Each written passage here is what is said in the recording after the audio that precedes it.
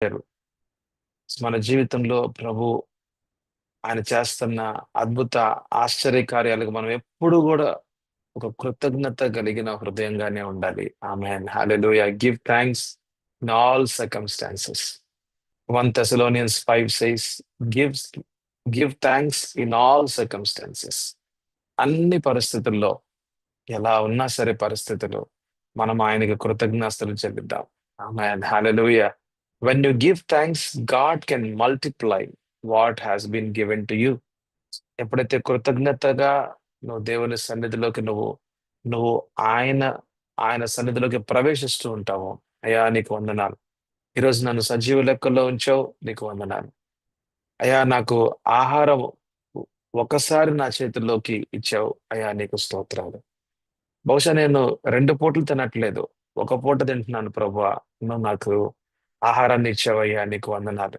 చిన్న చిన్న విషయాల్లో, చిన్న చిన్న విషయాల్లో ప్రభుని మనం మనం కృతజ్ఞత చెల్లిద్దాం ప్రభుకి. Amen. Hallelujah. Small things see God's hand is there in. చాలా చిన్న చిన్న విషయాల్లో కూడా నీ ఆలోచన మొదలయ్యే మునుపు కూడా దేవుడు నీతో ఉన్నాడు. ఆమేన్. హల్లెలూయా. ఆయన ఎప్పుడు నిన్ను విడవలేదు, ఎప్పుడు నిన్ను ఎడబాయలేదు. ఆయన ఎప్పుడు నీతో ఉంటానని వాగ్దానం చేసిన దేవుడు ఆయన.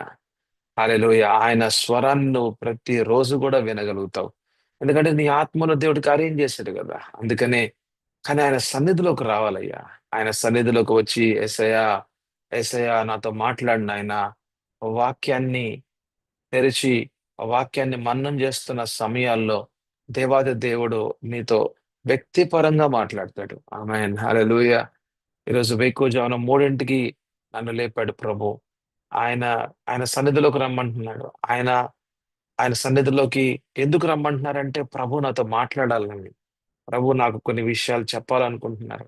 ఆయన స్వరాన్ని వినాలి నేను. ప్రభువా ఈరోజు నేను జీవించాలంటే, ఈరోజు నీతో పాటు అంటే జీవించడం అంటే అందరూ జీవిస్తున్నారు. కానీ పరసంబంధమైన జీవితాన్ని జీవించాలి అంటే గనక దేవుని స్వరాన్ని ప్రతిరోజు గూడా మనం వినాలి. ఆమేన్. హల్లెలూయా.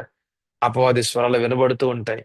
మన స్వరాలు మనకు వినబడుతూ ఉంటాయి. మోసపూరితమైన ఆలోచనలు మన మనసులోకి వస్తూ ఉంటాయి. అయినా వాటన్నిటిని ఫిల్టర్ చేయాలి. వాటన్నిటిని ఫిల్టర్ చేయటం అంటే వివేచనని ఉపయోగించాలి. ఆమేన్. హల్లెలూయా. వివేచన ఆత్మవరం అది. ఆత్మవరము వివేచన ఆత్మవరాన్ని ఉపయోగించాలి. ఉపయోగిస్తూ ఏది ప్రభు మాట్లాడుతున్నారు, ఏది అపవాది మాట్లాడుతున్నాడు, ఏది మన హృదయం మనతో మాట్లాడుతుంది అన్నది మనము వివేచన ఆత్మవరాన్ని ఉపయోగిస్తూ ప్రభువా నాతో ఏం మాట్లాడుతున్నావు నువ్వు? నాతో ఏం చెప్తున్నావు ప్రభువా అని ఆయన యొక్క ఆయన యొక్క స్వరాన్ని గనక వినగలుగుతూ ఉంటే గనక ఆమేన్. హల్లెలూయా. ఆయన స్వరాన్ని గనక వినగలుగుతూ ఉంటే చాలా స్పష్టత అన్నమాట. ఈరోజు మన జీవితంలో ప్రభు ఏం చేద్దాం అనుకుంటున్నారు అన్నది చాలా స్పష్టత అన్నది మన జీవితాల్లో ఉంటది. God is never a God of confusion. He is a God of clarity. ఎప్పుడు కూడా దేవుడు మనల్ని ఒక కన్‌ఫ్యూజ్డ్‌గా లేకపోతే ఒక అయోమయ స్థితుల్లో దేవుడు మనల్ని పెట్టడు. మనం ఇటు వెళ్ళాలా? అటు వెళ్ళాలా? ఏం చేయాలా? ఏం చేయకూడదు అన్నది తప్పకుండా దేవాది దేవుడు ఆయన సన్నిధిలో మనతో మాట్లాడతాడు. ఆమేన్. హల్లెలూయా. ఎవరిని కలవాలి? ఎవరిని కలవకూడదు? ఎటు వెళ్ళాలి? ఈ పని ఎలా జరుగుతది? ప్రతి ఒక్క చిన్న విషయంలో ప్రభు ఆయన యొక్క హస్తాన్ని చాపుతారు. ఆమేన్. హల్లెలూయా. ఆయన హస్తంతో మనల్ని బలపరిచి మనల్ని నడిపించే దేవుడు ఆయన. ఆమేన్. హల్లెలూయా. అయితే మనం ఈ యొక్క సర్వాంగ కవచము అనే ఒక అంశంలో మనం ఉన్నాం. సర్వాంగ కవచం అన్నది ఏదో మనం బాహ్యంగా ధరించుకునే విషయం గాదు గానీ, దానికంటే ముఖ్యమైన విషయం ఏంటంటే, దాని విషయమై అంటే సర్వాంగ కవచము విషయమై మర్మం ఏమిటి? మనకి దేవాది దేవుడు వాక్యంలో ఉన్న రహస్యాలేమిటి?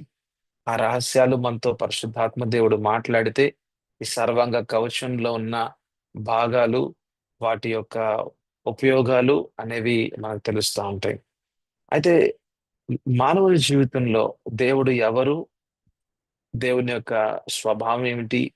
దేవుని యొక్క మార్గాలేమిటి? ఆయన ఆయన వాక్యంలో ఉన్న సత్యం ఏమిటి అనేది తెలుసుకోకపోవటమే మానవుని జీవితంలో ఓటమి.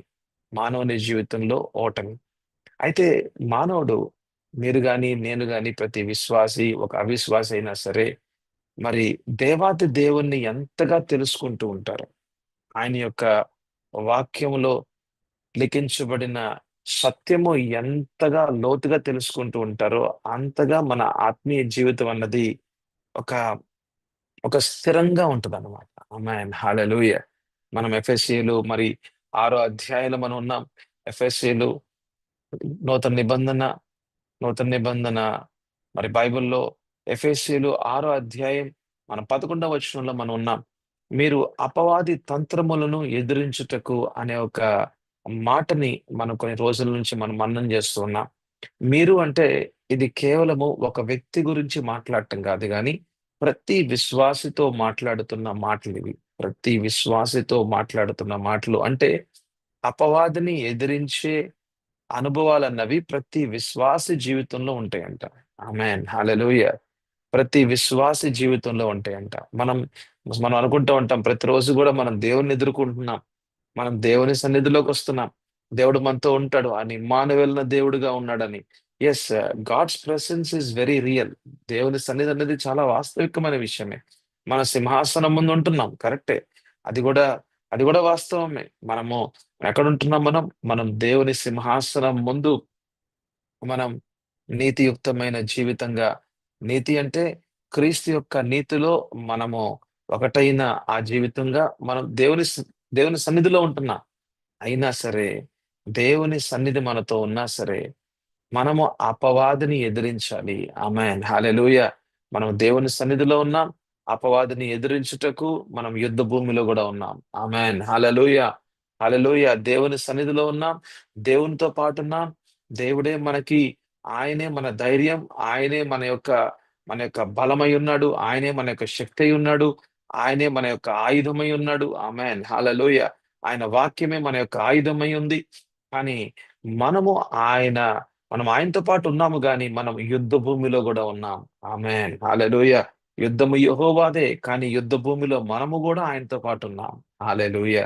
ఇది వాస్తవమైన విషయాలివి. ఇవి వాస్తవమైన విషయాలివి.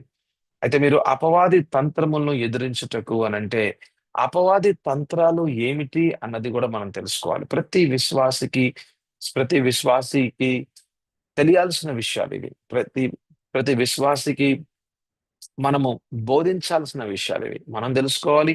మనము మనం విశ్వాసికి మనం బోధించాలి. అందుకనే సంఘంలో మనందరం కూడా వాడబడే సాధనాలుగా ఉండాలి. ఆమేన్. హల్లెలూయా. మన నోటి ద్వారా పరిశుద్ధాత్మ దేవుడు మాట్లాడతాడు. ఆమేన్. హల్లెలూయా. మన నోరుని ఈ లోకానికి ఇవ్వద్దు. లోక సంబంధంగా మనం మనం మాట్లాడొద్దు. మన నోటికి ఒక కళ్ళెముగా మన యొక్క నాలుక అన్నది, అన్ మన యొక్క నోరు అన్నది, నాలుక అన్నది పరిశుద్ధాత్మ దేవునికి అధీనంగా గనక తీసుకువస్తే, అధీనం గనక తీసుకొస్తూ ఉంటే, అది మనం నేర్చుకోవాలి. It is a spiritual exercise అన్నమాట. అదొక ఆత్మీయ ఒక ఎక్సర్సైజ్ అది. అది మనం ఒక నియంత్రణలోకి తీసుకొని వస్తూ ఉండాల. ఇగ ఏదన్నా ఒక అవకాశం వస్తే మాట్లాడొచ్చా అంటే, మనం అడగాలి. పరిశుద్ధాత్మ దేవా, మరి మాట్లాడమంటారా? మరిక్కడ అయ్యా మీరు నా నోట్లో ఏ మాటలు పెడుతున్నారు? మీరు నా మనసులో ఎలాంటి ఆలోచనలు ఇస్తున్నారు? అయ్యా, నా హృదయంలో మీరు ఎటువంటి ఆలోచనలు మీరు దయచేస్తున్నారు? ప్రభా, మీ యొక్క వాక్యాన్ని నాకు చూపించండి. వాక్యానుసారంగా నేను మాట్లాడాలి. వాక్యానుసారంగా ఆలోచించాలి. వాక్యానుసారంగా కార్యం చేయాలని మనం వాక్యం మీద ఆధారపడుచు ఉంటే, ఆమేన్. హల్లెలూయా. మనం ఆత్మ దేవుని మీద ఆధారపడుచు ఉంటే, చిన్న చిన్నగా మన అంతరంగ జీవితం యావత్తు కూడా ఆత్మ దేవుడు నడిపింపులోకి వస్తది. ఆమేన్. హల్లెలూయా. అయితే అయితే మన యొక్క నోటి మాట, నోటి మాట దేవుని మాటగా మారుతూ ఉండాల. అదొక రోజులో జరిగే పని గాదది. అదొక రోజులో అదొక రోజులో జరిగే పని గాదు. అది చిన్న చిన్నగా మన అంతరంగ జీవితాన్ని ఎంతగా మనం ప్రభువుకి మనం అప్పగిస్తూ ఉంటామో, ఎంతగా మనం ఆయన యొక్క వాక్యానికి అధీనంగా తీసుకొస్తూ ఉంటామో. It is an everyday exercise. It's an everyday process. అది అది ప్రతి దినం ఒక ప్రక్రియగా ఉంటదన్నమాట మన జీవితంలో. ఆమేన్. హల్లెలూయా. అయితే అపవాది ఎక్కడ పనిచేస్తూ ఉంటాడు? నేనిక్కడ 4 విషయాలు మాట్లాడదాం అనుకుంటున్నాను. అపవాది యొక్క తంత్రాలు ఏమిటి అన్న విషయంలో 4 విషయాలు మాట్లాడదాం అనుకుంటున్నాను. ఒకటేంటంటే, అపవాదికి ఒక గురుందనమాట. అపవాది గురి కలిగిన వాడు. అపవాది అపవాదికి గురుందంట. Satan has a target. I mean మనకు టార్గెట్స్ ఒక్కోసారి ఉండకపోవచ్చు కానీ అపవాదికి అయితే మటుకు గురిందంట. అదేమిటి అంటే ఆ గురి ఏమిటి అంటే నీ మనసే. జాగ్రత్త వినాలి. నీ మనసే అపవాది యొక్క గురి. మరి దేవుని గురి ఏమిటి అంటే దేవుని గురి ఏమిటి అంటే నీ యొక్క ఆత్మ నీ యొక్క ఆత్మతో ప్రభు మాట్లాడాలని, ఆత్మలో మాట్లాడిన మాటలు నీ మనసుకి అర్థమయ్యే రీతిగా పరిశుద్ధాత్మ దేవుడు సహాయం చేయాలని, నీ మనసుకి అర్థమయ్యే మాటలు నీ నోటి ద్వారా ఆత్మదేవుడు మాట్లాడాలని, అవి ఖడ్గాలుగా, అవి దేవుని ఆయుధాలుగా, అవి నీ నోటి ద్వారా అవి రిలీజ్ అవ్వాలన్నది దేవుని యొక్క చిత్తము. సో దేవుని యొక్క గురి ఎక్కడుంది? నీ ఆత్మ మీద ఉంది. నీ ఆత్మతో దేవుడు మాట్లాడాలని, నీ ఆత్మతో దేవుడు మాట్లాడిన మాటలు అవి నీ మనసుకి అర్థమయ్యే రీతిలోకి తీసుకొచ్చేది. అది కూడా పరిశుద్ధాత్మ దేవుని యొక్క సహాయమే. నీ మనసుకి అర్థమైన విషయాల్ని నీ నోటి ద్వారా నువ్వు పలుకుతూ ఉంటే దేవాతి దేవుడు ఆయన ఆయన పరలోకంలో ఏదైతే గనక మాట్లాడుతున్నాడో ఆ మాట ప్రకారంగా ఏదైతే గనక చేద్దాం అనుకుంటున్నాడో నీ జీవితం ద్వారా నీ కుటుంబ జీవితం ద్వారా నీకు నీకు ఇవ్వబడిన పరిచర్య జీవితం ద్వారా ఏదైతే చేయాలనుకుంటున్నాడో ఆ ఆ విషయాల్ని నీ నోటి ద్వారా ఆయన పలుకుచు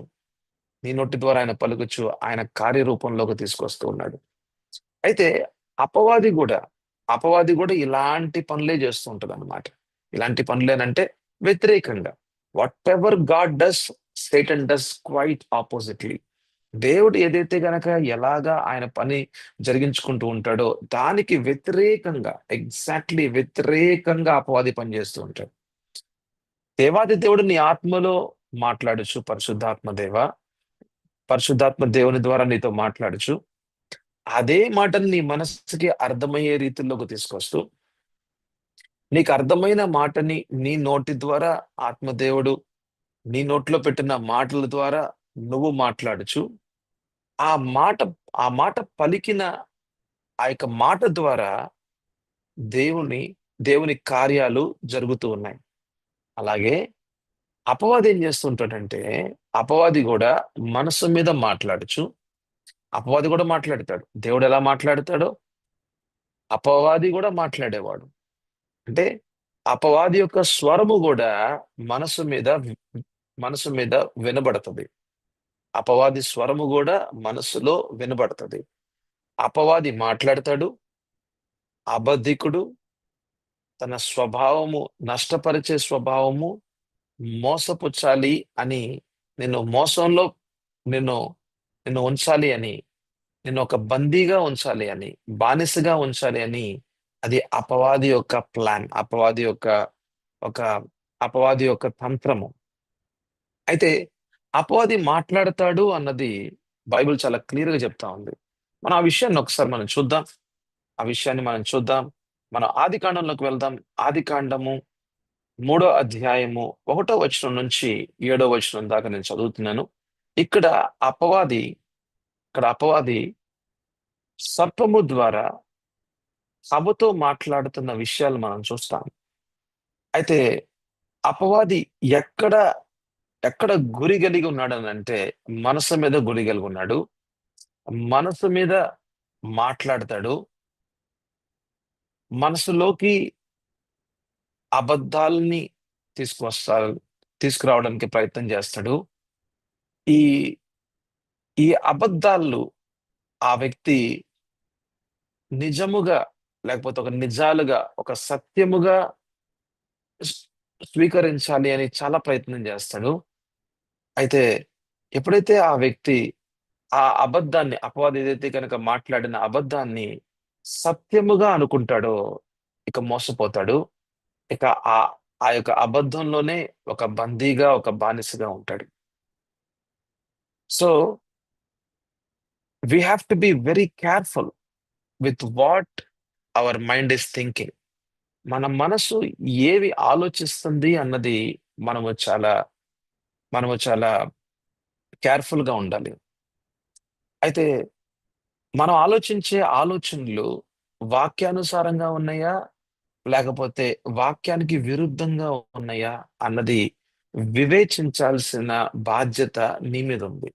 నా మీద ఉంది. ప్రతి విశ్వాసి మీద ఉంది. అయితే మనం ఆలోచించే ఆలోచనలు అవి వాక్యానుసారమా? లేకపోతే వాక్యానికి విరుద్ధమా? అనేది ఎలా తెలుస్తదంటే, మనకి వాక్యము, లిఖించబడిన వాక్యం అన్నది మనము తప్పకుండా మనం తెలుసుకోవాలి. అందుకనే ప్రతిరోజు గూడా వాక్యాన్ని చదవాలి. వాక్యములో ఏమి రాసుందో మనకి తెలియాలి.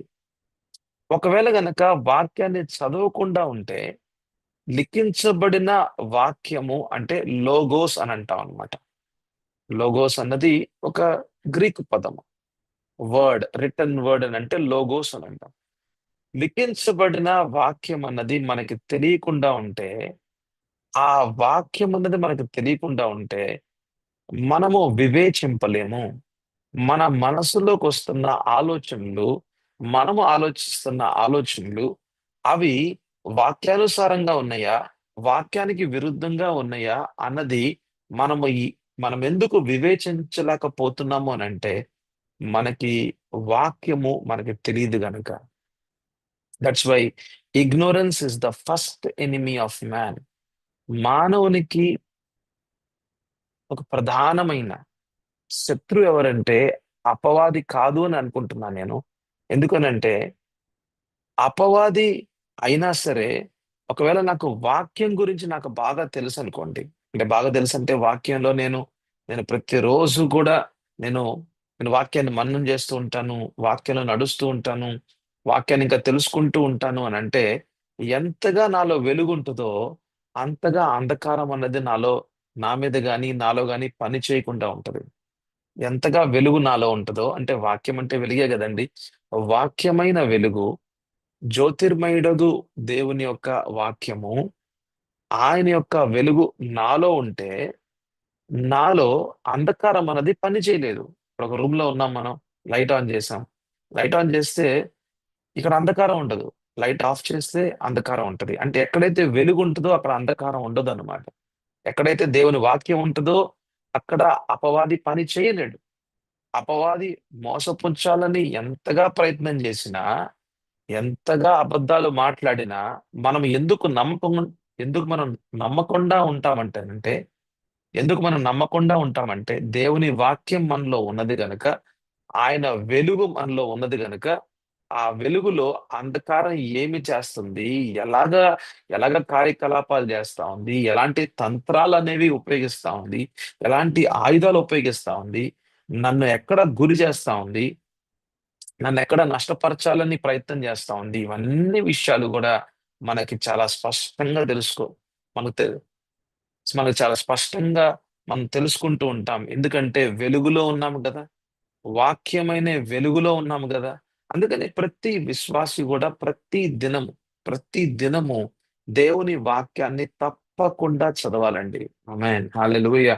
ఇది మీ జీవితంలో ఒక అనుభవం. లేతే ఇది మీ జీవితంలో ఒక దైనిక ఒక డిసిప్లిన్, ఎవ్రీడే డిసిప్లిన్‌గా మార్చుకోవాలి. ఆమేన్. హల్లెలూయా! వాక్యాన్ని ప్రతిరోజు గూడా మననం చేయాలి. ఒక అధ్యాయం, రెండో అధ్యాయం, మూడో అధ్యాయం, నాలుగో అధ్యాయం, 5, 6, 7 ఎప్పుడు మీకెప్పుడు సమయం ఉంటుందో ఆ సమయంలో మీ చేతిలో బైబిల్ ఉండాలి. ఆ బైబిల్‌ని మీరు తెరవాలి. వాక్యాన్ని చదువుతూ ఉండాలి. ఒక అధ్యాయం, 2, 3 చదువుతూ ఉంటుంటే ఒకవేళ మీకు సరిగ్గా అర్థం కాకపోయినా సరే, మీకు పరిశుద్ధాత్మ దేవుడు తప్పకుండా సహాయం చేస్తారు. ఈరోజు అర్థం కాకపోయినా రేపు మీకు అర్థమయ్యే రీతిగా ఆ విషయాలను తీసుకొస్తారు. ఆమేన్. హల్లెలూయా! అయితే అపవాది మాట్లాడతాడు అన్నది ఒక వాస్తవము. అపవాది ఎక్కడ మాట్లాడతాడు అనంటే మనసు మీద మాట్లాడుతూ ఉంటాడు. నీ మనసు అన్నది అపవాదికి గురిగా ఉంది. నీ మనసు అన్నది అపవాదికి గురిగా ఉంది. అంటే ఆలోచనల మీద ఎక్కువగా పనులు చేస్తూ ఉంటాడు. ఆలోచనలు ఇవ్వటం గాని, ఆ ఆలోచనల్ని చిన్న చిన్నగా మరి ఒక్కసారి అవే ఆలోచనని మళ్ళీ మాట్లాడుతూ ఉంటూ, మీరు అపవాది మాట్లాడుతున్న అబద్ధాల్ని నమ్మేదాకా మాట్లాడుతూ ఉంటాడు. ఇంకెలా ఉంటదంటే, అది సత్యమేమో అనిపించిద్దనమాట. అది సత్యమేమో అనిపిస్తా ఉంటది. అవే విషయాలు మాట్లాడుతూ ఉంటే, ఒక రోజు, 2 రోజులు, 3 రోజులు, 4 రోజులు అవే విషయాలు మాట్లాడుతూ ఉంటే, ఐదో రోజున మీకెలా అనిపించొచ్చంటే, ఆ యొక్క ఆలోచనలు అవి సత్యమేమో అనిపించిద్దనమాట. కానీ అవి అసత్యము. అవి అబద్ధాలు. అంటే అపవాదికేముంది? అపవాదికి సహనం ఉంది. అర్థం జేసుకోవాలి. అపవాదికి సహనం ఉంది. అపవాది గురి పెట్టాడు అనంటే, ఆ గురి నుంచి దూరమెళ్ళడు. ఇక ఆ వ్యక్తిని మోసపుచ్చేదాకా అపవాది తన యొక్క సహనంతో ఇంకా అసలు ప్రతిరోజు పనిచేస్తూ ఉంటాడు. ఆలోచనలు ఇస్తూ ఉంటాడు. మాట్లాడుతూ ఉంటాడు. ఇంకొక వ్యక్తిని గూడా ఉపయోగించుకుంటాడు. అది నీ భార్య గావచ్చు, నీ భర్త గావచ్చు, నీ పిల్లలు గావచ్చు. అది నీ బహు అంటే అతి సమీపంగా ఉన్న, నీకు సన్నిహితంగా ఉన్న వ్యక్తిని గూడా ఉపయోగించుకోవచ్చు. లేతే ఎవరితో అయినా ఫోన్ కాల్ చేపించొచ్చు. ఈవెన్, ఈవెన్ దైవజనుల ద్వారా గూడా అంటే దైవజనులంటే పాస్టర్ ద్వారా గూడా అపవాది మాట్లాడగలడు. పాస్టర్‌ల ద్వారా గూడా అపవాది మాట్లాడగలడు. మరి యేసు ప్రభుకు అతి సమీపంగా ఉన్న పేతురు ద్వారా అపవాది మాట్లాడగలడంటే, యేసు ప్రభుకి అతి సమీపంగా ఉన్న పేతురు ద్వారా అపవాది మాట్లాడగలడనంటే, యేసు ప్రభుకు అతి సమీపంగా ఉన్న యూదా ద్వారా కార్యకలాపాలు చేయగలడనంటే, తప్పకుండా నీకు అతి సమీపంగా ఉన్న వ్యక్తిని ఉపయోగించుకొని నీకు వ్యతిరేకంగా లేకపోతే నువ్వు ఆ విషయాల్ని నమ్మే రీతిగా గూడా మాట్లాడగలడు. ఈవెన్ అపవాది వాక్యాన్ని గూడా తీసుకురాగలడు. వాక్యంతో నీతో మాట్లాడగలడు. కానీ ఆ వాక్యం యావత్తు గూడా అది ఒక 100% సత్యంగా ఉండదు. ఎక్కడో ఒక విషయాన్ని యాడ్ జేస్తాడు. ఏదో ఒక విషయాన్ని జోడిస్తాడు. ఏదో ఒక విషయాన్ని తీసివేస్తాడు.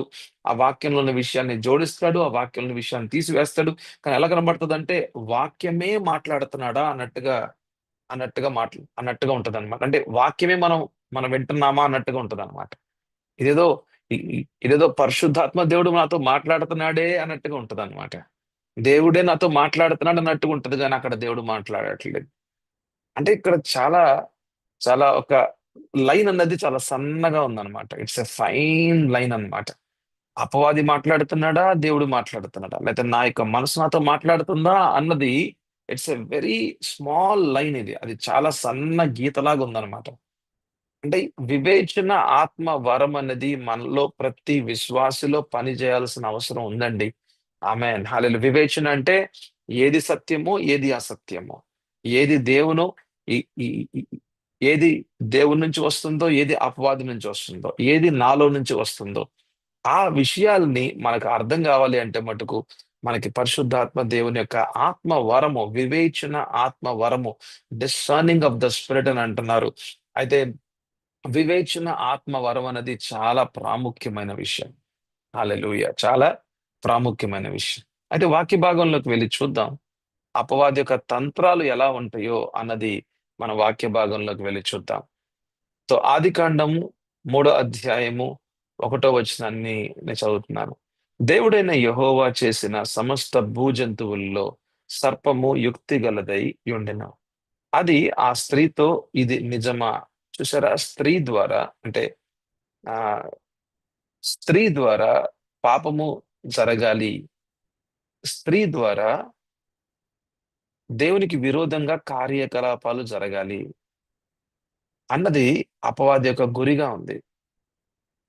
అంటే ఒక కుటుంబాన్ని నాశనం చేయడానికి, ఒక కుటుంబాన్ని దేవుని నుంచి దూరపరచడానికి, ఆ కుటుంబంలో ఎవరు బలహీనులు, ఆ కుటుంబంలో ఎవరు బలహీనులు, ఎవరు బలవంతులు అనేది అపవాదికి తెలుసు. అని అపవాదికి తెలుసు. ఎవరు ఆత్మలో బలంగా ఉన్నారు, ఎవరు ఆత్మలో శక్తివంతంగా ఉన్నారు, ఎవని ఆత్మ జీవితంలో వాక్యపు లోతుల్లో వాళ్ళు నాటబడి ఉన్నారు అన్నది అపవాదికి తెలుసు. అలాంటి వారి మీద అంటే, అంటే కుటుంబంలో భర్త ఒకవేళ దేవునిలో, దేవుని వాక్యంలో లోతుగా ఉన్నాడనుకోండి. క్రీస్తులో నాటబడిన జీవితంగా ఉందనుకోండి. ఆ వ్యక్తి మీద ఎంతగా అపవాది అస్త్రాలు సంధించినా పెద్దగా మోసపుచ్చే విషయాలు అక్కడ కనబడవు కాబట్టి, ఎందుకంటే వెలుగు ఎక్కువగా ఉందిగా, దేవుని వాక్యం ఎక్కువగా ఉందిగా, దేవుడు ఎవరో ఆయనకి బాగా తెలుసు. ఆ దేవుడు ఎవరు అన్నది ప్రతిరోజు తెలుసుకుంటూ ఉన్నాడుగా. దేవునితో నడిచే అనుభవాలు లోతులుగా ఉన్నాయిగా. అక్కడ అపవాది పెద్దగా ఆ వ్యక్తిని మోసపుచ్చలేడు, నష్టపరచలేడు. తన యొక్క అస్త్రాలు ఎంత సంధించినా సరే ఆ వ్యక్తి పడిపోడు. అంటే, అంటే పాపంలో పడిపోడు. లోకానుసారంగా వెళ్ళడు. ఎందుకంటే అతని జీవితం ఒక స్థిరమైన ఒక జీవితంగా అది కనబడతా ఉంది. కానీ ఆ కుటుంబంలో మరి భార్య ఎలా ఉంది? పిల్లలు ఎలా ఉన్నారు? ఆ కుటుంబంలో బలహీనులెవరు? ఆ బలహీనులతో ఎక్కువగా మాట్లాడుచూ ఉంటాడు. ఎందుకంటే ఆ కుటుంబాన్ని నాశనపరచాలి అంటే గనక ఒక డోర్ ఓపెన్ అవ్వాలి. ఇప్పుడు మన ఇంట్లోకి ఒక దొంగ రావాలి అనంటే మెయిన్ డోర్ అన్నా ఓపెన్‌గా ఉండాలి. లేకపోతే సైడ్ డోర్స్ అన్నా ఓపెన్‌గా ఉండాలి. మెయిన్ డోర్ అయితే మనం క్లోజ్ చేసేస్తాం. మెయిన్ డోర్ ఎవరు? భర్త. భర్త అయితే చాలా, చాలా అంటే ఏంటంటే దేవునిలో నడవటం గాని, దేవుని విషయాల్లో లోతుగా ఉండటం గాని, ఒక స్థిరమైన ఆత్మీయ జీవితంగా ఉండటం గాని, అది భర్త జీవితంలో కనబడతా ఉంది. అయితే సైడ్ డోర్స్‌గా ఉన్నాయి చూసారా? అది వాళ్ళెవరవుతారు? సైడ్ డోర్స్‌గా ఉన్నవాళ్ళు అది భార్య గావచ్చు, లేకపోతే పిల్లలు గావచ్చు. లేకపోతే కొన్ని కుటుంబాల్లో భార్యలు చాలా దేవునిలో చాలా లోతైన అనుభవాలు కలిగి ఉంటారు. వాళ్ళ జీవితాలు చాలా స్థిరంగా ఉంటాయి. కానీ భర్త అలా లేడు. కానీ భర్త అలా లేడు. అయితే మెయిన్ డోరే ఓపెన్‌గా ఉందన్నమాట. ఆ ఇంట్లో ఇంకెట్లా అంటే ఇంకా మెయిన్ డోరే ఓపెన్‌గా ఉంది. ఇక భర్తే సరిగ్గా లేడు గదా! భర్త ఒక పాపం చేస్తూ భర్త దేవునికి వ్యతిరేకంగా జీవిస్తూ ఉన్నాడు కదా! ఇక మెయిన్ డోరే ఓపెన్‌గా ఉంది గదా! ఇక ఆ అపవాది రావు. ఇక పాములనేవి అసలు అసలు సర్పాలనేవి వస్తూ ఉంటాయి, పోతూ ఉంటాయి. వస్తూ ఉంటాయి, పోతూ ఉంటాయి. అంటే యాక్సెస్ అనేది ఓపెన్‌గా ఉందన్నమాట. అయితే అటువంటి కుటుంబాల్లో లేకపోతే ఏ కుటుంబాల్లో అయినా సరే ఎవరైతే దేవునిలో బలంగా ఉన్నారో వాళ్ళ మీద పెద్దగా అపవాది విజయాన్ని పొందుకోలేడు. కానీ ఆ కుటుంబంలో బలహీనులు ఎవరైనా ఉంటే గనక అది భార్య గావచ్చు, లేతే భర్త గావచ్చు, పిల్లలు గావచ్చు. ఎవరు ఆ ద్వారాన్ని తెరుస్తున్నారో అంటే ఎవరైతే ఎవరైతే పాపం జేస్తున్నారో దేవునికి వ్యతిరేకంగా ఎవరైతే కార్యాలు జేస్తున్నారో అంటే మోసపోయి దేవుని ఆలోచనలు గాకుండా తన ఆలోచనల్లో ఇ లేకపోతే అపవాది యొక్క ఆలోచనలు కలుగుతూ దేవుని వాక్యానికి విరుద్ధంగా కార్యాలు జేస్తూ ఉంటే ఏం జరుగుతదండి? అక్కడ పాపం జరుగుతది. ద్వారం తెరవబడతది. అపవాది శక్తులు ఆ ఇంట్లోకి ప్రవేశించొచ్చు. అపవాది శక్తులు ఆ ఇంట్లోకి ప్రవేశించొచ్చు. ఎలాగైతే కయీనుతో దేవుడు మాట్లాడాడు. "అయ్యా కయీను, నువ్వు గనక నా వాక్యానికి వ్యతిరేకంగా పని జేస్తే ద్వారం తెరవబడి నీ ద్వారా అపవాది పనిచేస్తాడు అన్న విషయాన్ని అక్కడ కయీనుతో మాట్లాడితే మనం ఆదికాండం 4 అధ్యాయంలో చూస్తాం. కానీ కయీను దేవుని వాక్యానికి విరుద్ధంగా వెళ్ళాడు. ద్వారం తెరవబడింది. సాతాను జొరబడ్డాడు. కయీన్ని వాడుకున్నాడు. హాబెల్‌ని చంపేసే రీతిగా చేశాడు. మర్డర్ చేసే రీతిగా, హత్య చేసే రీతిగా చేశాడు.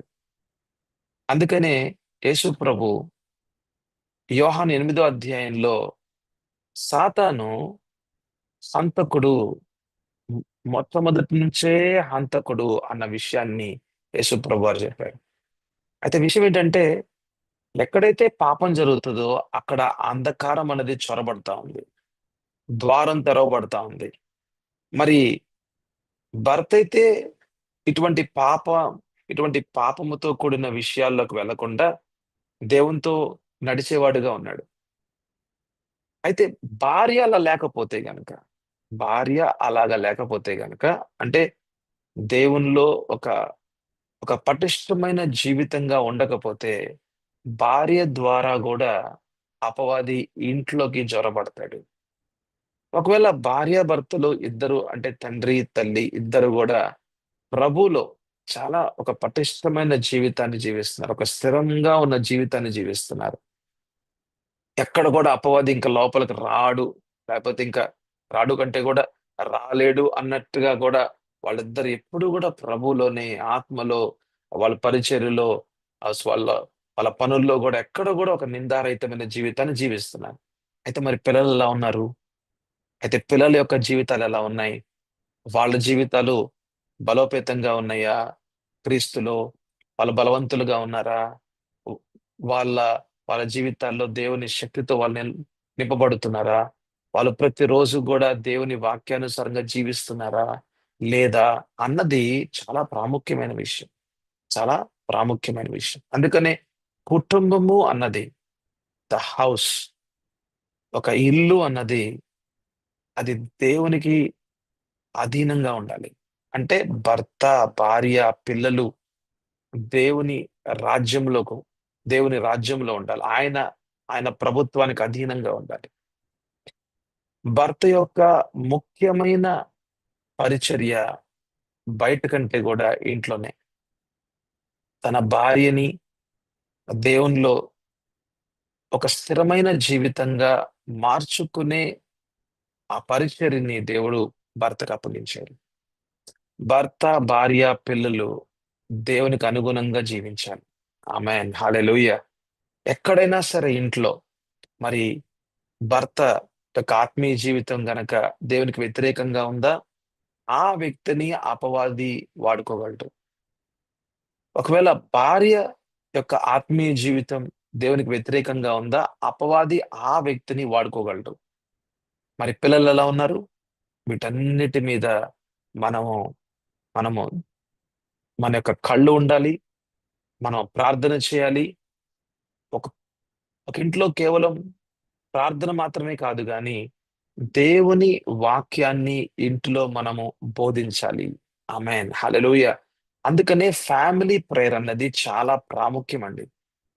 ఎంతగా మనం బయట పరిచర్య చేస్తున్నప్పటికీ కూడా, ఎంతగా మనం ఎంత మందికైనా సరే మనము వాక్యాన్ని మనం వాళ్ళకి బోధిస్తున్నా సరే, ఇంటిలో మట్టుకు తప్పకుండా ఫ్యామిలీ ప్రేయర్ అంటే కుటుంబ ఆరాధన, కుటుంబ ప్రార్థన అన్నది చాలా ప్రాముఖ్యమైన విషయం. ప్రతి రోజు కూడా నీ భార్యకి వాక్యాన్ని బోధించాలి. దేవుడు నీతో ఏం మాట్లాడుతున్నాడు? భర్తతో దేవుడు ఏది మాట్లాడుతున్నాడో అది భార్యకి చెప్పాలి. భార్యకి బోధించాలి.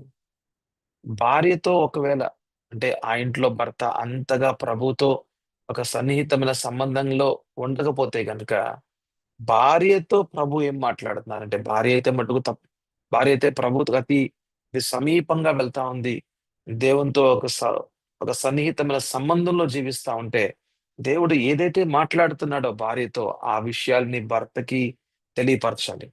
ఒకవేళ భర్తకి ఇంట్రెస్ట్ ఉన్నా లేకపోయినా సరే, అయ్యా నేను నీకోసం ఆ మరి ఏమండి మరి కూర్చోండి, నేను మీకోసం కొన్ని విషయాలు చెప్తాను అని కూర్చోబెట్టనే చెప్పాలి. అంటే దేవుని విషయాలైతే మటుకు మనం ఇంట్లో మనం మాట్లాడుతూ ఉండాలి. మన పిల్లలకి వాక్యాన్ని బోధించాలి. వాక్యం వాక్యంలో ఉన్న రహస్యాలు మన పిల్లలకి తెలియాలి. ఆమేన్, హల్లెలూయా. హల్లెలూయా. ప్రతి ఆ బాబుని లేకపోతే ఆ యొక్క కుమారుణ్ణి, కుమార్తెని చాలా సన్నిహితంగా చూడాలి. వాళ్ళ మీద ఒక పర్సనల్ గా మనం రెస్పాన్సిబిలిటీ తీసుకోవాలి. ఆమేన్, హల్లెలూయా. వ్యక్తిపరమైన బాధ్యత అన్నది ఆ యొక్క తండ్రి మీద ఉంది. ఆ యొక్క తల్లి మీద ఉంది. ఇంటి యజమాని మీద ఉంది. ఇంటి యజమానురాల మీద ఉంది. ఆమేన్, హల్లెలూయా. వారి యొక్క పిల్లల మీద వ్యక్తిపరమైన బాధ్యతలు తీసుకోవాలి. ఆమేన్. బాధ్యత తీసుకుంటే నొప్పుంటదనమాట. బాధ్యత తీసుకోపోతే లోపల వేదన ఉండదు. నీ కుమారుడిని చూస్తే ఒకవేళ దేవుని వాక్యానికి విరుద్ధంగా వెళ్తున్నాడా? దేవుని వాక్యానికి దూరంగా వెళ్ళిపోతున్నాడా? ఒక్క అడుగు దూరం వేస్తున్నా సరే లోపల ఎంతో వేదన, ఎంతో బాధను అనుభవిస్తూ ఉంటావు. ఎందుకంటే బాధ్యత తీసుకున్నావు గదా! బాధ్యత కలిగిన తండ్రి తన కుమారుని పట్ల వేధిస్తూ ఉంటాడు. ఒకవేళ గనక కుమారుడు దేవునికి వాక్యానికి విరుద్ధంగా ఒక అడుగు దూరంగా వెళ్తున్నాడా, మళ్ళీ ఆ కుమారుడిని దేవుని దగ్గరికి తీసుకొని రావాలని, దేవుని వాక్యానికి అనుగుణంగా తీసుకొని రావాలని ఎంతో ఒక తపన ఉంటదండి. ఎంతో ప్రార్థన ఉంటది. ఎంతో ఒక ఒక ఒక ప్రయత్నం ఉంటది. ఒక భారం ఉంటది.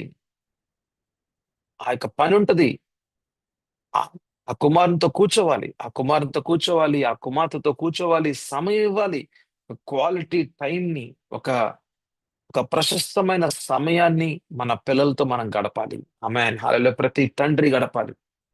The father's the father's responsibility is to discipline, is to bring back the son and the daughter back into the way of God, the ways of God.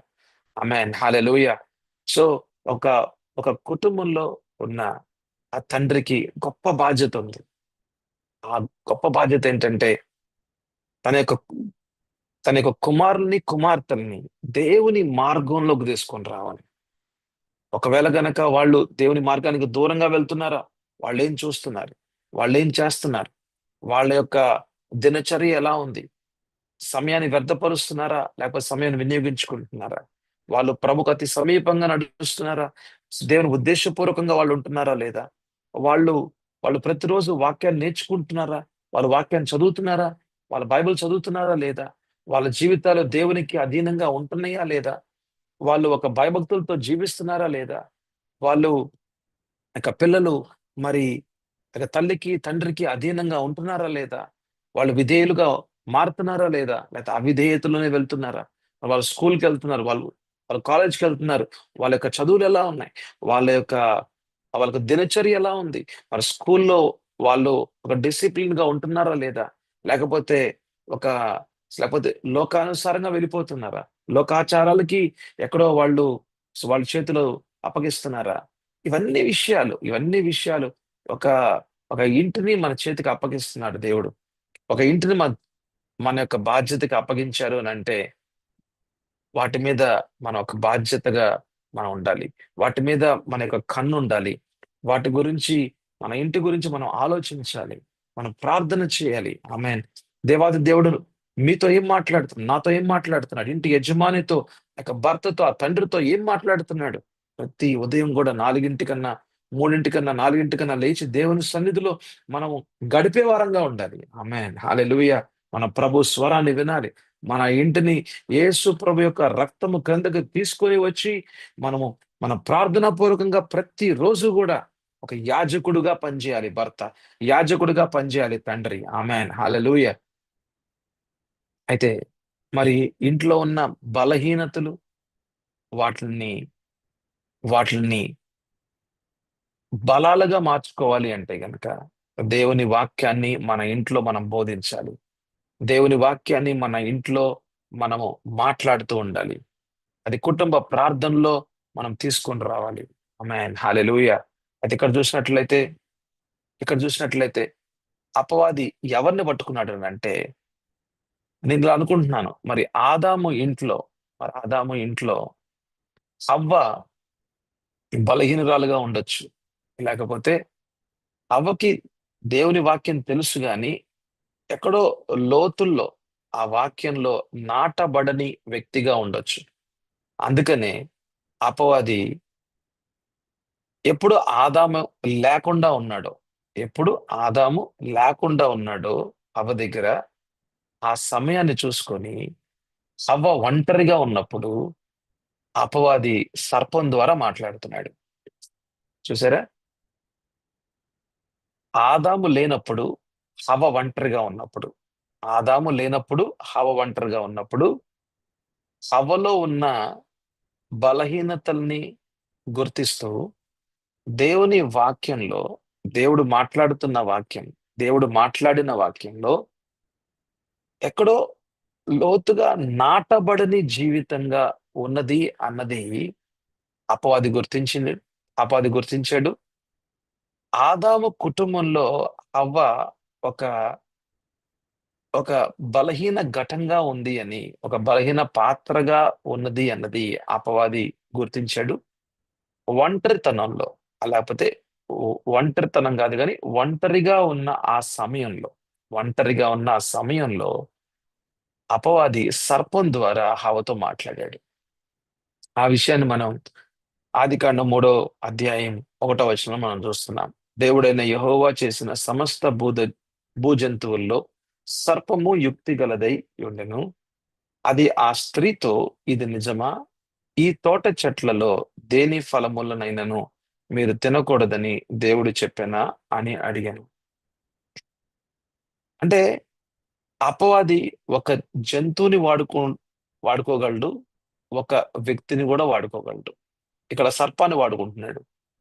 అపవాది ఒక జంతువుని వాడుకోగలడు అన్నది ఇక్కడ చాలా క్లియర్ కనబడతా ఉంది. ఒక సర్పాన్ని వాడుకుంటున్నాడు. అంటే ఎవరైతే అపవాదికి అపవాదిని ఎవరైతే గనక వెల్కమ్ చేస్తారో, స్- స్వాగతిస్తారో, అంటే అంటే తెలిసి స్వాగతించరులేండి. అయితే కొంచెం తెలియకుండా అన్నమాట. తెలియకుండా స్వాగతిస్తారో, అంటే పాపం ఎక్కడైతే జరుగుతుందో, అంధకారాన్ని ఎప్పుడైతే స్వాగతిస్తూ ఉంటారో, వాళ్ళ జీవితాల్లో వాళ్ళ జీవితాల్లో అపవాది కార్యం చేయగలడు. వాళ్ళ జీవితాల్లో చేయగలడు. వాళ్ళ జీవితాల ద్వారా కూడా తన యొక్క కార్యకలాపాలని జరిగించుకోగలడు. సో ఇక్కడ సర్పాన్ని ఉపయోగించుకుంటున్నాడు. స్త్రీతో మాట్లాడుతున్నాడు. సర్పాన్ని ఉపయోగించుకుంటున్నాడు. స్త్రీని మోసపుచ్చాలని స్త్రీతో మాట్లాడుతున్నాడు. అంటే ఒక ఒక జంతువుని వాడుకోగలడు. ఒక మనిషిని కూడా వాడుకోగలడు. ఆ మనిషిలోకి రాగలడు. ఆ యొక్క సర్పంలోకి రాగలడు. ఎందుకంటే ఆత్మ గనుక రాగలడు. ఆ యొక్క జంతువుని సైతం కూడా యావత్తు కంట్రోల్ తీసుకోగలడు. ఆ జంతువుని కూడా తన యొక్క కంప్లీట్ గా అంటే ఏంటంటే ఆ యొక్క యావత్తు ఒక నియంత్రణలోకి తీసుకోగలడు. ఒక వ్యక్తిలోకి కూడా రాగలడు. ఆ వ్యక్తిని కూడా ఒక కంప్లీట్ గా అంటే యావత్తు నియంత్రణలోకి తీసుకోగలడు. ఆ వ్యక్తి ద్వారా మాట్లాడగలడు. లేకపోతే ఆ జంతువు ద్వారా కూడా తన యొక్క స్వరాన్ని వినిపింప చేయగలడు.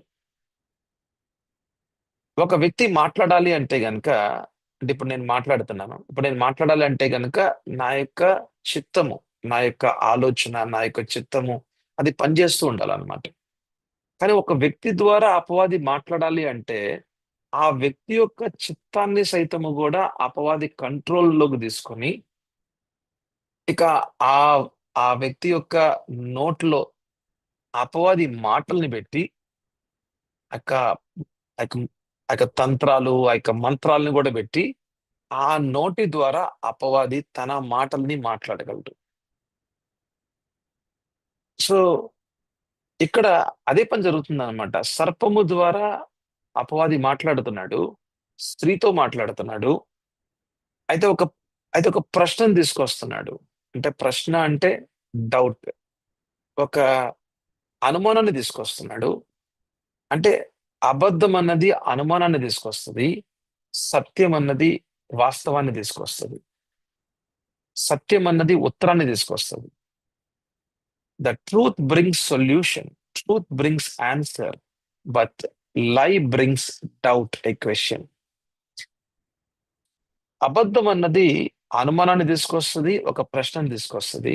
కానీ సత్యం అన్నది దేవుడు మాట్లాడే మాట అది సత్యము. సత్యం అన్నది ఉత్తరాన్ని తీసుకొస్తుంది. వాస్తవాన్ని తీసుకొస్తుంది. ఒక ఒక పరిష్కారాన్ని తీసుకొస్తుంది. సొల్యూషన్ తీసుకొస్తుంది. ఆమేన్. హల్లెలూయా! అందుకని మనం ఎప్పుడైనా అపవాది గురించి మనం మాట్లాడుతూ ఉన్నప్పుడు, దేవుని గురించి కూడా మాట్లాడుతూ ఉండాలి. అపవాది ఏం చేస్తున్నాడో మనం చెప్తూ ఉన్నప్పుడు, దేవుడు ఏం చేస్తూ ఉంటాడో కూడా చెప్తూ ఉండాలి. ఈ యొక్క రెండిటిని మనం ఎప్పుడైతే మనం ఒక విశ్వాసం ముందుకు తీసుకొస్తూ ఉంటామో, లేకపోతే మన ఇంట్లో గాని, లేకపోతే మనకి గాని, మన ఇంట్లో గాని ఆహ్, మనం మన ఇరు మన ఇరువురితో మాట్లాడుతూ ఉన్నప్పుడు ఈ యొక్క 2 విషయాలను తీసుకొస్తూ ఉంటే ఎదుటి వ్యక్తికి చాలా స్పష్టంగా ఉంటదన్నమాట. ఏది సత్యమో, ఏది అబద్ధమో. ఆమేన్. హల్లెలూయా! మనం అబద్ధం గురించే మాట్లాడుతా ఉంటే, మనం అబద్ధం గురించే మాట్లాడుతా ఉంటే, చాలా మందికి సత్యం ఏంటో తెలియకపోవచ్చు. కానీ మనం సత్యాన్ని, అబద్ధాన్ని రెండిటిని మనం తీసుకొస్తూ ఉంటే, సంఘానికి, లేకపోతే ముందు మన కుటుంబానికి, మన యొక్క సంఘానికి, దేవుడిచ్చిన సంఘానికి మనం ఈ రెండు విషయాలను తీసుకొస్తూ ఉంటే ఏం జరుగుతుందంటే, జనాల్లో లేకపోతే ఆ యొక్క విశ్వాస జీవితంలో వివేచన అన్నది ఇంకా అర్థమవుతూ ఉంటది అనమాట. అంటే ఏది సత్యమో ఏది అసత్యమో తెలుసుకుంటూ ఉంటారు. అందుకనే వాక్యాన్ని మన వాక్యాన్ని స్పష్టంగా రెండు విధానాలుగా, అందుకనే అందుకని ఖడ్గానికి రెండంచులు ఉన్నాయి అన్నమాట. ఆమేన్ హల్లెలూయా. దేవుని వాక్యానికి రెండంచులు ఉంటాయి. ఒకటి వెలుగును చూపిస్తా ఉంటే అవతల వైపు అంధకారాన్ని కూడా చూపించగలదు. ఒకవైపు సత్యం ఏంటో చూపిస్తూ ఉంటే అటువైపు అసత్యం ఏంటో, అబద్ధం ఏంటో చూపించగలదు. దేవుని యొక్క కార్యాలు ఎలా ఉంటాయో, అపవాది కార్యాలు ఎలా ఉంటాయో స్పష్టంగా దేవుని వాక్యమే మనకు చూపిస్తాది. మనకు చూపిస్తూ ఉంటది. ఆమేన్ హల్లెలూయా. అందుకని ఖడ్గము రెండు అంచులు కలిగిన ఖడ్గముగా మనము వాక్యంలో చూస్తా ఉంటాం. ఆమేన్ హల్లెలూయా. అయితే ఈ యొక్క ఒకటో వచనంలో చూసినట్లయితే అనుమానం ఉంది. అనుమానం దేనికి అంటే అవిశ్వాసంలోకి తీసుకువెళ్ళడానికి. అవిశ్వాసం ఎవరి మీద? దేవుని మీద. అంటే దేవుడు మాట్లాడిన మాట అది సత్యమో కాదు. దేవుడు వాగ్దానం చేస్తే అది జరగదు. దేవుడు నీ పట్ల ఒక ఒక ప్రణాళిక అయితే ఉంది గాని గొప్ప ప్రణాళిక లేదు. నిన్ను ప్రేమిస్తున్నాడు గాని పరిపూర్ణంగా ప్రేమించట్లేదు. నీ మీద ఆయనకు ఆయనకు కృప ఉంది గాని ఒక పరిపూర్ణమైన కృప లేదు. అంటే ఏదో ఒక వెల్తి ఉంది అన్నది తీసుకురావడానికి అపవాది ఎప్పుడూ ప్రయత్నం చేస్తూ ఉంటాడు. అందుకని మనం సంఘానికి వస్తాం గాని, కానీ యావత్తు దేవుడు చేస్తాడు అని చాలా మంది నమ్మరు. సంఘానికి వస్తాం. మనం ప్రార్థన చేస్తాం. ఏదైనా రోగం వస్తే గనక దేవుడు చేస్తాడులే అనుకుంటాం గానీ, అయితే పరిపూర్ణంగా చేస్తాడా అన్నది చాలా మంది నమ్మరనమాట. అందుకనే మన ఆధారం అన్నది ఎక్కువగా డాక్టర్‌లయిపోతారు, మనుషులైపోతారు, పాస్టర్‌లయిపోతారు. ఇక అంటే ఒక 70, 30గా ఉంటదనమాట. అంటే దేవుడు కార్యం చేస్తాడులే గానీ, కానీ మన పని మనం జేయాల్సిందే గదా! అంటాడనమాట. మనం పని మనం జేయాల్సిందే గదా! ఎందుకలా అంటున్నాడనంటే, ఎక్కడో అపవాది మోసపుచ్చాడు ఆ వ్యక్తిని. అబద్ధాలతో నింపాడు. దేవుడు జేస్తాడులే గానీ అంతా జేయడు. దేవుడు ప్రేమిస్తున్నాడు గానీ, అంతగా ప్రేమిస్తున్నాడో లేదో నాకు తెలీదంటాడు. సో, అట్లాంటి, అట్లాంటి విషయాల్లోకి విశ్వాసి జీవితాన్ని తీసుకువెళ్ళడానికి ఇట్లాంటి, ఇట్లాంటి ప్రశ్నలతో మాట్లాడుతూ ఉంటాడనమాట. అది నిజమా? నిజంగానేనా? నిన్ను దేవుడు పరిపూర్ణంగా స్వస్థపరుస్తాడా? ఆయన బహుశా ఈ రోజు జేయడులే, రేపు జేస్తాడులే. అంటే పోస్ట్‌పోన్‌మెంట్ అన్నమాట. అంటే ఈ రోజే రక్షణ దినం అనేది వాక్యం చెప్తుంది. కానీ ఈ రోజు గాదులే, కొన్ని రోజుల తర్వాత జరిగిద్దేమోలే, ఇ జరిగిద్దేమోలే, జరిగితే అప్పుడు మనం సాక్ష్యం చెప్దాంలే. అంటే ఇట్లాంటి ఆలోచనలు మనసులోకొస్తా ఉన్నాయి. ఆ ఆలోచనలతో నోటితో మనం మాట్లాడుతూ ఉన్నాం. ఎప్పుడైతే నీ నోటి ద్వారా నువ్వు మాట్లాడుతున్నావో, దాని ప్రకారంగానే కార్యం జరుగుతది. ఎందుకంటే దేవుడు నీ ఆత్మలో మాట్లాడిన మాట, నీ నీ మనసులోకి ఆయన తీసుకొచ్చిన మాట, నీకు నీకు అర్థవంతంగా చేస్తున్న మాట, అదే మాటని నీ నోటి ద్వారా నువ్వు పలికితే జీవపు మాట అది. జీవాన్ని చూస్తున్నావు. అంటే దేవుని యొక్క కార్యాన్ని చూస్తున్నావు. దేవుని యొక్క ఆశ్చర్యకార్యాలు చూస్తున్నావు. యేసు ప్రభు లాజర్‌ని బయటికి రా అనన్నాడు. Come out అనన్నాడు. వచ్చేసాడు బయటికి. అంటే దేవుడు ఏదైతే మాట్లాడాడో యేసు ప్రభు యొక్క ఆత్మలో అదే మాట నోటి ద్వారా మాట్లాడితే అక్కడ జీవము, అక్కడ దేవుని యొక్క కార్యం జరిగింది. మరి అపవాది కూడా అలా చేస్తాడు. అపవాది మనసుతో మాట్లాడతాడు. నోటి ద్వారా మాట్లాడే రీతిగా చేస్తాడు. అదే మరణము. అదే మరణం. చాలా మంది కరోనాలో ఆ యొక్క కోవిడ్ ఆహ్, యొక్క మహమ్మారి సమయంలో ఎందుకు చాలా మంది చనిపోయారనంటే, వాళ్ళ యొక్క భయాలు, వాళ్ళ యొక్క ఆలోచనలే వాళ్ళ భయాలుగా మారాయి. ఆ యొక్క భయముతో కూడిన మాటలే నోటి ద్వారా మాట్లాడుతూ చివరికి మరణాన్ని కొని తెచ్చుకున్నారు. చివరికి మరణాన్ని కొని తెచ్చుకున్నట్టుగా మనం చూసాం.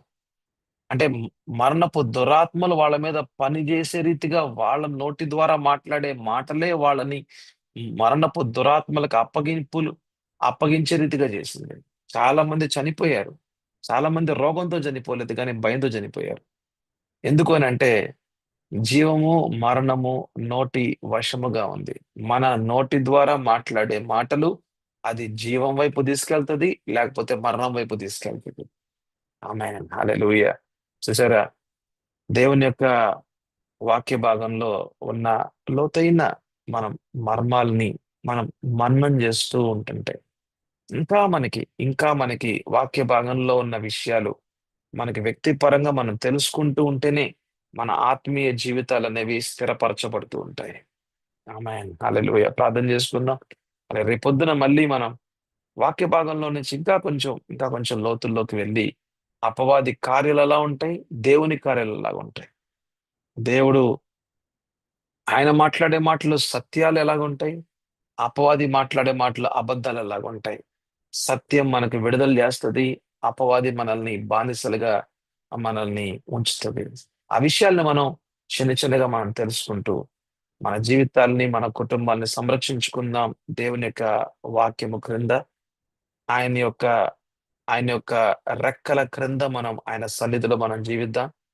మన నోటి ద్వారా ఆయన మాట్లాడే మాటలే ఆ- అవి ఒక ఆయుధాలుగా దేవుడు మనకిచ్చిన ఆయుధం, అవి ఒక ఖడ్గాలుగా ఉపయోగించబడుతూ అపవాది శక్తులు యావత్తుని నష్టపరుస్తూ మ్- మనము మన కుటుంబము దేవుని విషయాల్లో దేవుని చిత్తంలో దేవుని ఉద్దేశాల్లో ముందుకు వెళ్ళడానికి ప్రతిరోజు ప్రార్థనా పూర్వకంగా ఘోషిస్తూ మనము అధికారికంగా మాట్లాడుచు దేవుని మార్గాల్లో విజయవంతంగా నడవడానికి విజయవంతంగా నడవడానికి క్రీస్తుతో పాటు నడవడానికి దేవుని యొక్క ఉద్దేశాలు మన ద్వారా జరిగించబడడానికి మనం సిద్ధపరచబడుతూ మనం ముందుకు వెళ్ళాలి. ఆమేన్. హల్లెలూయా. ప్రార్థన చేసుకుందాం. ప్రభువా నాయనా, నీకు వందనాలు, స్తోత్రాలు తండ్రి. అపవాది తంత్రాలు ఎదిరించాలి. ప్రతి విశ్వాసికి ఇయ్యబడిన ప్రభా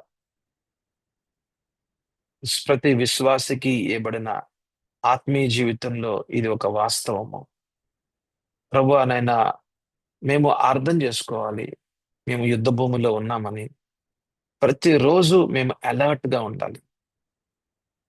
మా ఆత్మీయ జీవితాలు మీరేదైతే మాలో నిర్మాణం చేస్తున్నారో ఆత్మీయ జీవితం కాపాడబడుతూ ఉండాలి. మా ఇల్లు కాపాడబడుతూ ఉండాలి. మా పిల్లలు కాపాడబడుతూ ఉండాలి. నాకిచ్చిన భార్య కాపాడబడుతూ ఉండాలి. ప్రభువా, మీతో పాటు నడిచే అనుభవాలు నాకు కావాలి ప్రభువా. నా చేతుల ద్వారా మీ యొక్క కార్యాలు నేను చూస్తూ ఉండాలయ్యా. మీ రాజ్య విస్తరణ అనేది నా ద్వారా మీరిచ్చిన మీ యొక్క కుటుంబము ద్వారా జరుగుతూ ఉండాలి. మీ ఉద్దేశాల కేంద్రంగా నా జీవితం ప్రభువా మారుతూ ఉండాలి. అపవాది శక్తులు కార్యాలు అనంత నాశనముగా నేను నేను చూస్తూ ఉండాలి ప్రభువా. నా కాళ్ళ క్రింద అపవాది ఉన్నాడు. అపవాది మీద ఎప్పుడు కూడా నాకు జయమే. అపవాది కార్యాల మీద ఎప్పుడూ నాకు జయమే ప్రభువా. అపవాది తంత్రాల్ని ఎదిరిస్తాను. క్రీస్తులో వాటి మీద జయం పొందుకుంటూ నేను ముందుకు వెళ్తాను. ప్రభువా, ఇది మీ చిత్తమై ఉంది. ఇది నా జీవితానికి ఆశ అయి ఉంది ప్రభువా. మీకే వందనాలు, స్తోత్రాలు తెలియజేసుకుంటూ ఈ రోజు నాయన మా యొక్క ఆత్మీయ జీవితాన్ని ఇంకా స్థిరపరచమని అడగచ్చు. లిఖించబడిన వాక్యము అది నా అది నా హృదయం అనే పలకల మీద మీరు రాస్తూ ఉంటామని, వాక్యము నా జీవితంలో అనుభవంగా మార్చమని అడుగుతుంది. యేసు పరిశుద్ధ నామంలో అడుగుచున్నాము